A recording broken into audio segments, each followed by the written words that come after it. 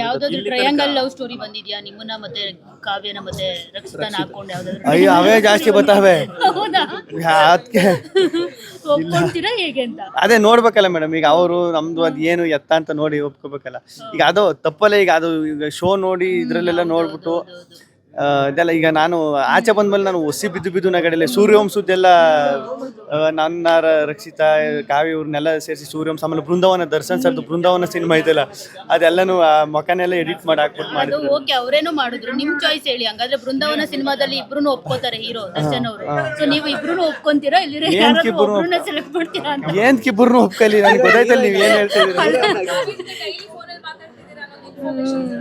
ಯಾರ ಜೊತೆ ಅಲ್ಲ, ಈಗ ನಿಮ್ ಜೊತೆನೂ ಮಾತಾಡಿದೀನಿ ಸುಮಾರು ಸತಿ. ನೀವು ಎಷ್ಟು ಸಲ ಫೋನ್ ಮಾಡಿದೀರ ನನಗೆ? ನಾನ್ ಮಾಡಿದೀನಿ.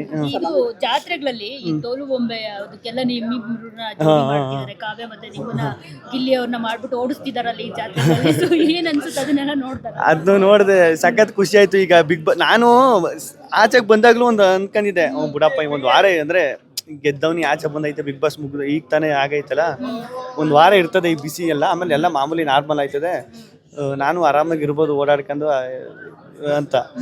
ಅದು ಒಂದು ನೋಡಿ ಒಂದು 15-20 ದಿನ ಆದ್ರೂ ಎಲ್ಲಾರು ಒಂದ್ ಕಡೆ ಏನಾರು ಒಂದು ಆಯ್ತಾ ಇರ್ತದೆ. ಈಗ ನೀವು ಹೇಳಿದ್ರಲ್ಲ, ಓಡಿಸೋದು ಎತ್ತುಗಳ ಮೇಲೆ ಕಟ್ಕೊಂಡು ಜಾತ್ರೆಲೆಲ್ಲ ಇದು ಮಾಡೋದು, ಅದು ಗೊಂಬೆಗಳು ಕಟ್ಕೊಂಡು ಓಡಿಸೋದು ಅಂತ, ಅದು ನಿಜವೂ ಸಖತ್ ಖುಷಿ ಆಯ್ತದೆ. ಅಯ್ಯೋ ಇನ್ನೂ ಆಯ್ತಲ್ಲಪ್ಪ ಅಂತ.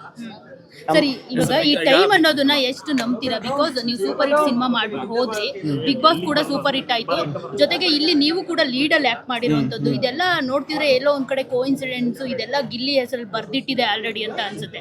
ಸೊ ಅದನ್ನ ಯಾವ ತರ ನಂಬ್ತೀರಾ ನೀವು?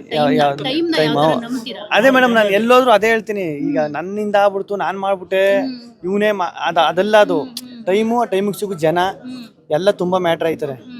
ಅದು ಟೈಮು. ಈಗ ಕೆಲವೊಂದು ನಾನು ಅನ್ಕೊಂಡೆ, ಇದಾಗಿದ್ರೆ ಹೆಂಗಿರೋದು, ಈಗ ನಮ್ಮ ಲೈಫಲ್ಲಿ ಒಂದು ಅನ್ಕೊಂಡಿರ್ತೀವಿ ಗೊತ್ತಾ, ಹಿಂಗಾದ್ರೆ ಹೆಂಗಿರ್ತದೆ. ಈಗ ನಾ ಸುಮ್ಮನೆ ಈಗ ಏನಾರು ಒಂದು 100 ಕೋಟಿ ದುಡ್ಡು ಸಿಕ್ಬಿಟ್ರೆ ಹೆಂಗಿರ್ತದೆ ಅಂತ ಅನ್ಕೊಂಡಿರ್ತೀವಿ ನೋಡ್ರಿ. ಸಿಕ್ಬಿಟ್ರೆ ಹೆಂಗಿರ್ತದೆ ಹೇಳಿ ಸಡನ್ ಆಗಿ. ಅದು ಈಗ ನಾನು ಕೆಲವೊಂದು 3-4 ಇನ್ಸಿಡೆಂಟ್ ಹಂಗೆ, ಹಿಂಗಾದ್ರೆ ಹೆಂಗಿರ್ತದೆ ಅಂತ ನಾನು ಊರಲ್ಲಿದ್ದಾಗ ಅನ್ಕವೆ. ನಮ್ಮ ಮಳವಳ್ಳಿಲೆಲ್ಲ ನಾನು ಕಾಲೇಜ್ಗೆ ಹೋಯ್ತಿದ್ದಲ್ಲ, ಆ ಟೈಮಲ್ಲಿ ಸತೀಶ್ ಅಣ್ಣನ, ನಮ್ಮ ನಿನಾಸಂ ಸತೀಶ್ ಅಣ್ಣ ಅವ್ರದ್ದು ಸಿನಿಮಾ ಬ್ಯಾನರ್ಗಳೆಲ್ಲ ಹಾಕಿದ್ರು ನಮ್ಮೂರು ಹಬ್ಬಕ್ಕೆ ಕರಿಕೆ.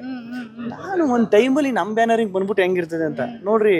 ಯಾರು ಊರು ಇಡೀ ಕರ್ನಾಟಕ ತುಂಬ ಬ್ಯಾನರು ಹಾಕುವಂಗಾಯ್ತು. ಅದು ಎಲ್ಲೋ ಒಂದು ಟೈಮಲ್ಲಿ ಹಂಗೆ ಆಗ್ಬಿಟ್ಟಾಗ ಅದು ನಂಬೇಕಾ ಬಿಡ್ಬೇಕಾ, ಏನಪ್ಪ ಇದು ನಡೀತಿರೋದು ಅನ್ನೋಂಗಾಯ್ತು. ಫಿಲ್ಮ್ ಚೇಂಬರ್ ಅಲ್ಲಿ ದೂರ ಆಗುತ್ತೆ ಅಂತ ಅನ್ಕೊಂಡಿದ್ರಾ? ಇವಾಗ ಸರ್ ಅದ್ರ ಬಗ್ಗೆ ಹೇಳಿ ಮೇಡಮ್. ದೂರ ನಾನು ಸ್ಪಷ್ಟ ಅಂದರೆ ಆ ಸಿನಿಮಾದಲ್ಲಿ ನನ್ನ ಪಾತ್ರಕ್ಕೆ ನಾನು ಏನು ಪಾತ್ರ ಮಾಡಿದ್ದೆ ಅದಕ್ಕೆ ಎಷ್ಟು ನನ್ನ ಕೈಲಿ ಎಷ್ಟು ಪ್ರಮೋಷನ್ ಮಾಡಬೇಕು ಅಷ್ಟು ಮಾಡಿದ್ದೀನಿ. ಸರ್ ಇವಾಗ ಓಕೆ, ಈ ತರ ನೀವು ಬಿಗ್ ಬಾಸ್ ಇಂದ ಬಂದ್ಮೇಲೆ ಇನ್ನೂ ಇದೆ ಇವಾಗ ಎಲ್ಲನೂ ಮಾಡ್ತಿದ್ದೀನಿ ಮೇಡಮ್. ಅದೇ ಮಾಡ್ತಾ ಇರೋದು ಇವಾಗ. ಈಗೆಲ್ಲ ಎಲ್ಲೆಲ್ಲಿ ಹೋಯ್ತೀನಿ, ಏನೇನು ಮಾಡ್ತೀನಿ, ಈಗೆಲ್ಲ ಅದು ಆ ಪ್ರೊಸೆಸ್ಸಲ್ಲೇ ಇರೋದು. ಇವಾಗ ಎಲ್ಲರನ್ನು ಮೀಟ್ ಮಾಡ್ಕೊಂಡು ನಿರ್ಭೀತ, ನಿಷ್ಪಕ್ಷಪಾತ, ವಿಶ್ವಾಸಾರ್ಹ ಸುದ್ದಿಗಳಿಗೆ ಮತ್ತೊಂದು ಹೆಸರಾಗಿರೋ ನ್ಯೂಸ್ 18 ಕನ್ನಡ ಈಗ ಆಪ್ನಲ್ಲೂ ಲಭ್ಯ ಇದೆ. ದಯವಿಟ್ಟು ಇಲ್ಲಿರೋ QR ಕೋಡ್ ಅನ್ನ ಸ್ಕ್ಯಾನ್ ಮಾಡಿಕೊಂಡು ಆಪ್ ಡೌನ್ಲೋಡ್ ಮಾಡೋದಕ್ಕೆ ಮರಿಬೇಡಿ. ನಿಮ್ಮ ಬೆಂಬಲ ಹೀಗೆ ಸದಾ ನಮ್ಮೊಂದಿಗಿರಲಿ. ಧನ್ಯವಾದ.